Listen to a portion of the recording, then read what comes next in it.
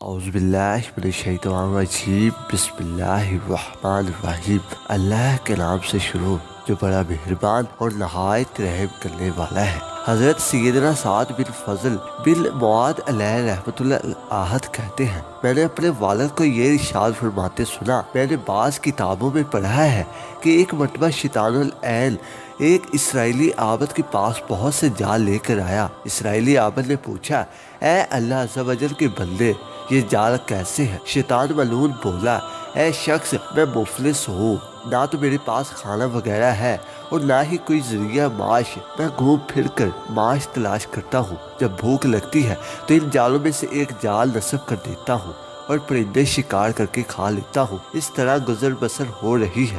عابد نے کہا، اگر واقعی ایسا ہے تو مجھے بھی ایک جال بنا دے، میں اس کا زیادہ محتاج ہوں۔ شیطان نے کہا، ٹھیک ہے، میں تمہارے لیے ایک عمدہ جال بناؤں گا۔ یہ کہہ کر شیطان اللیل چلا گیا۔ راستے میں عابد کو ایک گھر کے قریب حسین و جمیل عورت نظر آئی۔ اس نے عابد سے کہا، مجھ پر احسان کرو، مجھے میرے شوہر کا یہ خط پڑھ کر سنا دو۔ عابد نے کہا، لاؤ خط مجھے دو۔ عورت نے کہا، اس طرح دروازے پر کھڑا ہونا مناسب نہیں، اندر آ کر سکون سے بیٹھو، پھر خط سناؤ۔ عابد جیسے ہی گھر میں داخل ہوا، عورت نے دروازہ بند کر دیا اور اس سے گناہ کی دعوت دی۔ اس نے خوب منت سماجت کی اور قسم وغیرہ دے کر عورت کو گناہ سے باز رکھنا چاہا، لیکن اس پر شہود غالب تھی۔ وہ اسے مسلسل گناہ کی دعوت دیتی رہی۔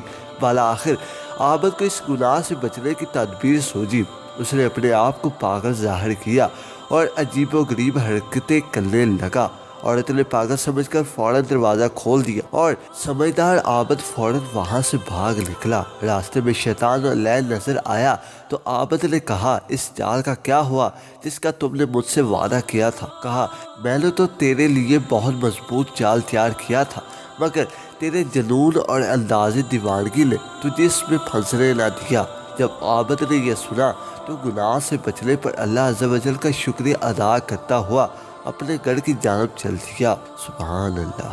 مغرور بادشاہ کی موت۔ حضرت سیدنا وہب بن منبع علیہ رحمۃ اللہ فرماتے ہیں، ایک بہت بڑی سلطنت کے بادشاہ نے ارادہ کیا کہ میں اپنے سارے ملک کا گشت کروں۔ چنانچہ اس نے اپنا بہترین لباس منگوایا لیکن وہ پسند نہ آیا، پھر اس سے عمدہ لباس منگوایا لیکن پسند نہ آیا۔ بالآخر سینکڑوں لباسوں میں سے اسے اپنی پسند کا جوڑا مل گیا۔ پھر گھوڑے لائے گئے تو ان میں سے کوئی گھوڑا پسند نہ آیا۔ آخرکار ہزاروں گھوڑوں میں سے اسے اپنی پسند کا گھوڑا مل گیا۔ اب بادشاہ بڑی شان و شوکت سے لشکر کے ہمراہ سفر پر روانہ ہوا۔ راستے میں ابلیس لعین نے بہکایا تو غرور و تکبر کی آفت میں مبتلا ہو گیا اور گردن اکڑائے بڑی شان و شوکت سے آگے بڑھنے لگا اور غرور تکبر کی وجہ سے لوگوں کی طرف نظر اٹھا کر بھی نہ دیکھتا۔ راستے میں ایک ضعیف و ناتواہ شخص بسیدہ کپڑوں میں نظر آیا۔ اس نے سلام کیا لیکن بادشاہ نے نہ تو جواب دیا نہ ہی اس کی طرف دیکھا۔ اس نے کہا، اے بادشاہ، مجھے تجھ سے ضروری کام ہے۔ بادشاہ نے اس کی بات سنی انسنی کر دی۔ اس نے آگے بڑھ کر گھوڑے کی لگام پکڑ لی۔ بادشاہ نے تل ملا کر کہا، لگام چھوڑ، تو نے ایسی حرکت کی ہے کہ تجھ سے پہلے کسی نے ایسی جرأت نہیں کی۔ کہا، مجھے تجھ سے بہت ضروری کام ہے۔ بادشاہ نے کہا، ابھی تو ہمارا مہمان بن جا، واپسی پر تیری بات سن لوں گا۔ کہا، ہرگز نہیں، خدا عز و جل کی قسم، مجھے ابھی تجھ سے کام ہے۔ بادشاہ نے کہا، بتا کیا کام ہے؟ کہا، ایک راز کی بات ہے، میں چاہتا ہوں کہ صرف تجھے ہی معلوم ہو، لا اپنا کان میرے قریب کر۔ بادشاہ نے سر جھکایا تو اس نے کہا، میں ملک الموت ہوں، تیری روح قبض کرنے آیا ہوں۔ یہ سننا تھا کہ بادشاہ مارے دہشت کے تھر تھر کانپنے لگا، رنگ و متغیر ہو گیا۔